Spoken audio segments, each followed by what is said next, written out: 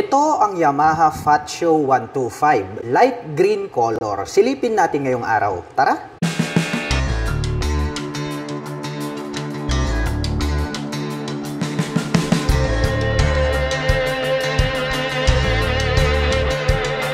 Ito po yung kanilang Yamaha Fat Show 125. Napaka-cute talaga at napaka-astig nito pong classic scooter na ito. Ito pong kanyang main headlight is medyo oblong din po siya. Ang kagandahan niyan is meron po siya diyang daytime running light.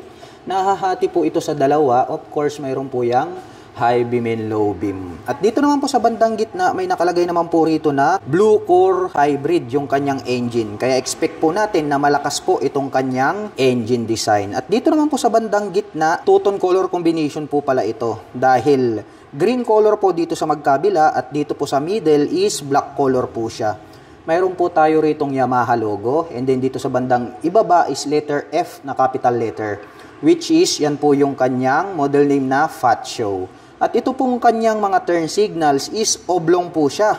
At nakikita natin na talagang very elegant yung kanyang pagkaka-design. Napanatili po nila yung pagka-classic looks nito pong scooter na ito. Anyway, bulb type po yung kanyang ginagamit para po dito sa kanyang turn signals. Mapunta naman po tayo rito sa bandang ibaba. Silipin natin ito pong kanyang traditional telescopic fork. Glossy black naman po siya. At ito po ay gumagamit ng single rotor disc brake with single pot caliper na glossy black. At ito po ay naka-cast wheel. Ito pong kanyang front fender.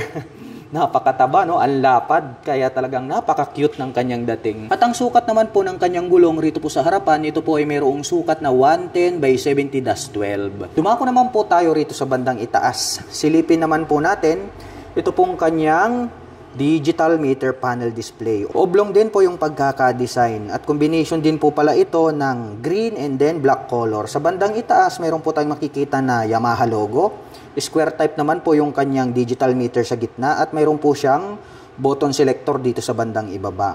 At pagdating naman po rito sa kanyang mga button selectors, mayroon po tayo ritong high beam and low beam, turn signal selector at ang kanyang horn. Habang dito naman po sa kabila, mayroon po itong auto stop start system. May hazard na din po ito at ang kanyang electric starter. At ito naman pong kanyang mga brake levers is chrome color po siya. At ang kagandahan niyan ay mayroon na din po pala itong park brake lock na kung saan kapag tayo po ay nagpark sa uphill and downhill ay hindi po dadaus-dos itong ating scooter dahil maglalak po yung kanyang likurang gulong. Ito naman pong kanyang stock na mga side mirrors, medyo bilugan po siya. Glossy and then matte black po yung kanyang gilid. At pagdating naman po dito sa kanyang ignition, ito po ay gumagamit ng mechanical key. Mayroon na rin po siya diyang shutter lock key for safety purposes. At included na rin po dyan yung kanyang seat opener. Habang dito naman po sa kabila, is meron po siyang pocket dito. Buksan natin, silipin natin. Malalim din po siya. Pwede po tayong maglagay rito ng mga mobile phones. At ang kagandahan niyan ay meron na rin po siyang integrated na USB charging port. Na kung saan charging cable na lang po yung inyong gagamitin, ay pwede na po kayong mag-recharge ng inyong dalang mga mobile phones at gadgets. At meron po itong integrated na utility hook dito po sa bandang gitna.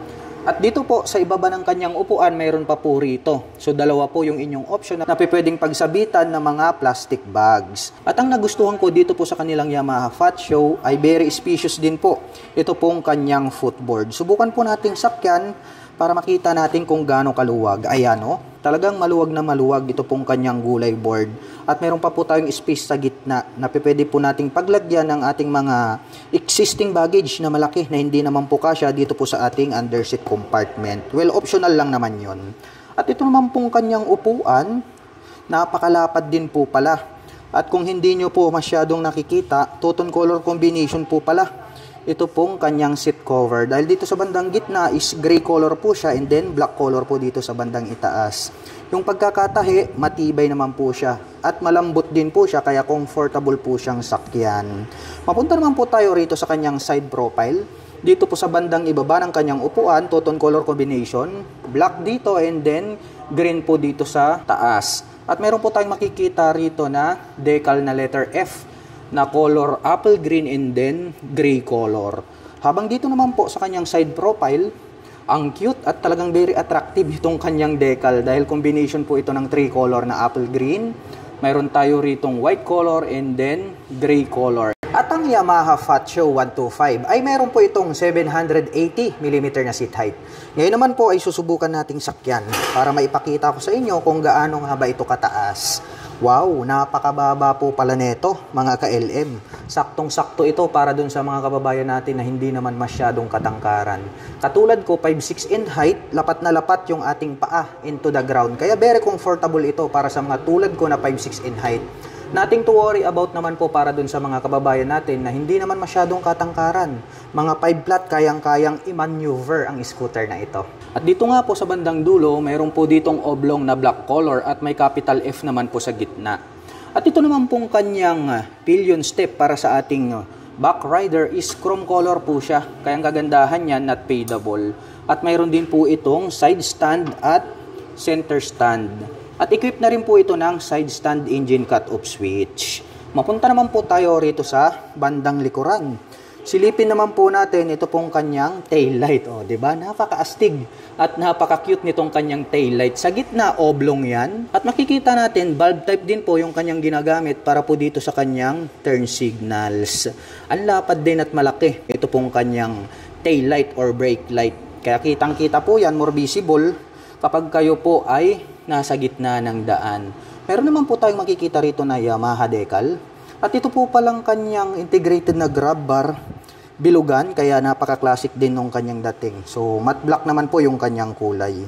Habang dito naman po sa bandang ibaba, ito pong kanyang rear fender, meron po siyang added reflector lights dito po sa bandang dulo. At ito pong kanyang rear fender, ang kanyang nagsisilbing plate holder. At pagdating naman po rito po sa kanyang rear suspension, ito po pala ay equipped with single shock absorber. Yung coil spring na ginamit is glossy black po siya.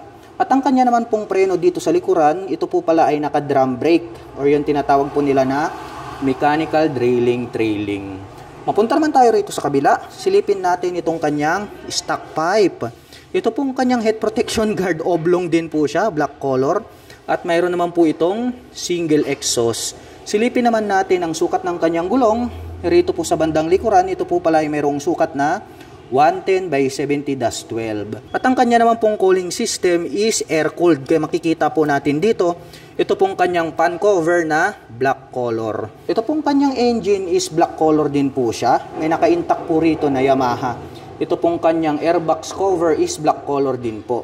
Speaking of engine mga ka-LM, ito po pala ay mayroong 125 cubic centimeter engine displacement. Naka single cylinder, single overhead cam, 4-stroke with 2 valve. At nakakapag-provide naman po ito ng maximum power na 6.2 kW at 6,500 RPM. At nakakapagbigay naman po ito ng maximum torque na 10.6 Nm at 4,500 RPM. At mayroon naman po itong fuel tank capacity na 5.1 liters. At mayroon naman po itong fuel consumption na 47 km per liter. At ang bigat naman po ng scooter na ito ay mayroong kabuang bigat na 95 kilograms. At ang presyo po ng Yamaha Fat Show 125 ay nagkakahalaga po ito ng 93,900 pesos. At kung balak mo naman pong kumuha ng hulugan ay kailangan mo lang pong mag-down payment ng 9,900 pesos. At mayroon naman po itong 4,870 pesos sa loob po yan ng 3 taon. At para naman po sa mga nakapanood ng video na ito at interesado pong maglabas ng Yamaha Fat Show 125 ay maaari nyo po akong i-message sa TPM. At ako na rin po yung magbibigay sa inyo ng pinakamalapit na Guanzon Yamaha dealers sa inyong lugar para hindi na rin po kayo mahirapan. Hanggang sa muli, kita-kits po tayo sa mga susunod na scooter updates. Bye-bye!